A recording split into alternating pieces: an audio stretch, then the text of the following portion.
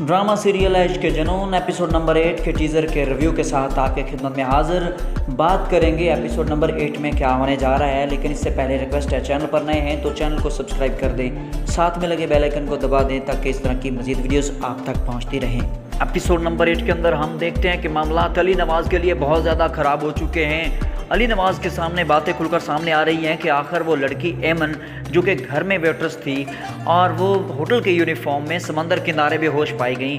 Police में मुकदमा दर्ज होता है, अली नवाज़ कंपनी का नाम आ जाता है, फिर मुकदमात शुरू हो जाते हैं, तहकीकात शुरू हो जाती हैं और आखिरकार मामला कहाँ पे खुलता है। अली नवाज़ जो कि बहुत ज़्यादा ट्रस्ट करता है राहिम के ऊपर और वो शरोज़ को कसूरवार समझ रहा है। हाँ, वो राइटली उसको कसूरवार समझना भी चाहिए था, लेकिन मसला यहाँ पे आ रहा है कि मैडम आफिया यहाँ पे ऐसी चाल चलती हैं, ऐसे तरीके से बात करती हैं कि जैसे अली नवाज़ को ये लगे कि राहिम कसूरवार है और सारा किया धरा राहिम का है। ये बात सारे के सारे खेल का बहुत ज़्यादा परेशान हो जाते हैं जब वो अली नवाज़ के सामने राहिम को कहती हैं, राहिम अगर तुमसे गलती हो गई है तो कोई बात नहीं, मान जाओ कि ये सारा शरोज़ जिम्मे ले रहा है। तो सारे का सारा मामला ऐसा पलटता है कि सारी की सारी गेम वहाँ पे आ जाती है जिम्मे राहिम के और अली नवाज़ भी उसी को कसूरवार समझना शुरू कर देता है। इस एपिसोड में हम ये भी देखते हैं कि वहाँ जो उसकी मंगेतर है माहीन, वो भी उसके बारे में शकूक व शुबहात में पड़ जाती है कि आखिर ये उसी रात मंगनी में इसका गायब होना और फिर दोस्त के एक्सीडेंट का बहाना करना, सच्चाई ना बताना।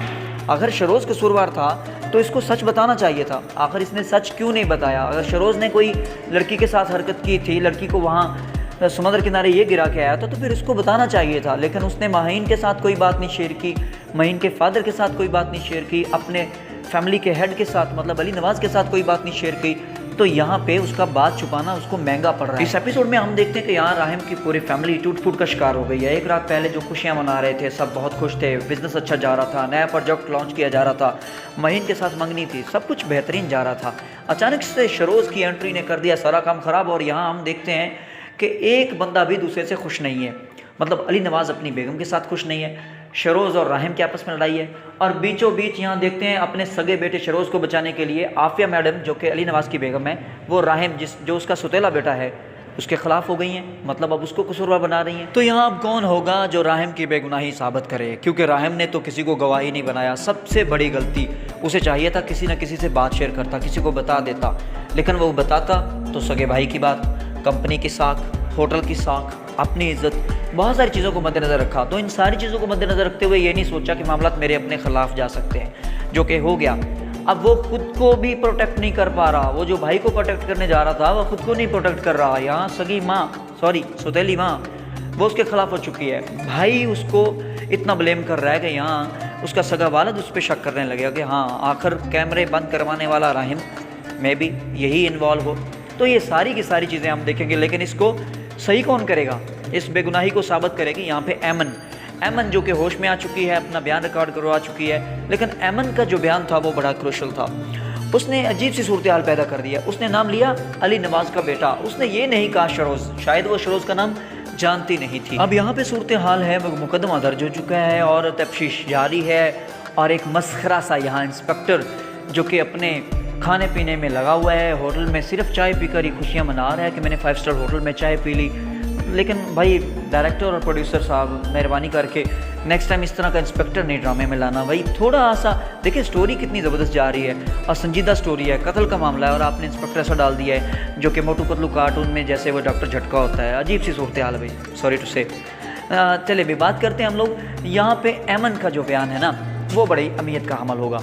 या अब तक तो उसे सिर्फ इतना पता था अली नवाज़ का बेटा है, लेकिन आने वाली 1-2 एपिसोड के अंदर हम देखते हैं कि वो नाम डिस्क्लोज़ करेगी और वो नाम लेगी शरोज़ का। फिर जाके राहिम जो है वो सारी बातों से बाहर आएगा और इस मुकदमे से बच पाएगा। लेकिन अब तक जो राहिम है उसका मामला बहुत ज़्यादा ख़राब हो चुका है। राहिम जो है उसकी जो मंगेतर है वो भी उस पर ट्रस्ट अप नहीं करेगी, क्योंकि उसके जहन में भी 100 सवाल आ रहे हैं कि आखिर उसका गायब होना और उस रात मंगनी से चले जाना, पार्टी अटेंड ना करना, फिर मुझे फ़ोन ना करना, दोस्त के एक्सीडेंट का बहाना करना, ये सारी चीज़ें उसके जहन में भी हैं। तो मतलब अब राहिम के लिए आने वाला वक्त थोड़ा डिफ़िकल्ट है, लेकिन पैदा किसने किया है? सगे भाई ने पैदा किया है। चलें लेट्स सी नेक्स्ट क्या होता है। लेकिन अभी बात करते हैं जमाल की। जमाल अभी तक भी जनाब कोशिशों में जारी, और देखें एक अंधाधुंध वो एफर्ट कर रहा है अपनी मंगेतर को बचाने के लिए, क्योंकि उससे शादी करना चाहता है। उसने पिछले एपिसोड नंबर 7 में कहा, खुदा की कसम मैंने कभी झूठ नहीं बोला। अल्लाह के बंदे कसमें तो ना खा, तू झूठ तो ऑलरेडी बोल चुका है वहाँ जब तूने कहा था ठीक है माँ जी उनसे कह दे मैं बैंक में मुलाजिम हो गया हूँ। ये एपिसोड नंबर 4-5 की बात है जब उसने कहा था मम्मा जाके रिश्ता मांगे मामू से और उससे कहें कि मेरी बैंक में जॉब हो गई है, मैं अच्छे खासे सूटेड बूटेड कपड़े पहन के जाया करूँगा, शाम को वापस आ जाया करूँगा। भाई झूठ तो तूने वहाँ पे बोला।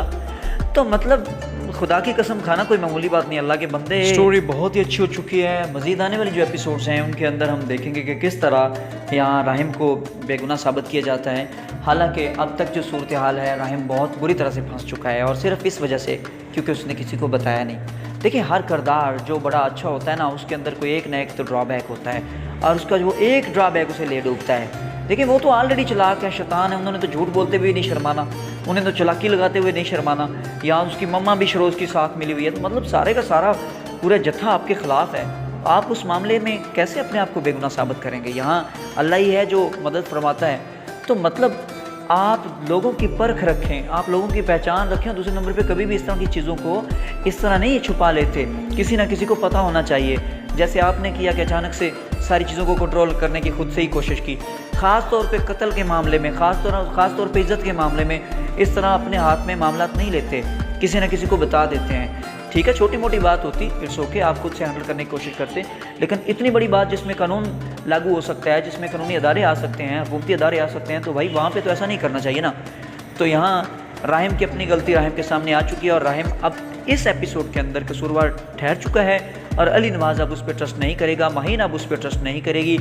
अब सिर्फ वाहद एक एमन है बाकी जो उसे बचा सकती है, क्योंकि एमन का बयान उसे बचा सकता है। चलें जी, आज की वीडियो में बस इतना ही। मज़ीद अपडेट्स के लिए चैनल को सब्सक्राइब कर दे, साथ में लगे बेल आइकन को दबा दे ताकि इस तरह की मज़ीद वीडियोस आप तक पहुंचते रहें। बहुत शुक्रिया, अल्लाह हाफिज़।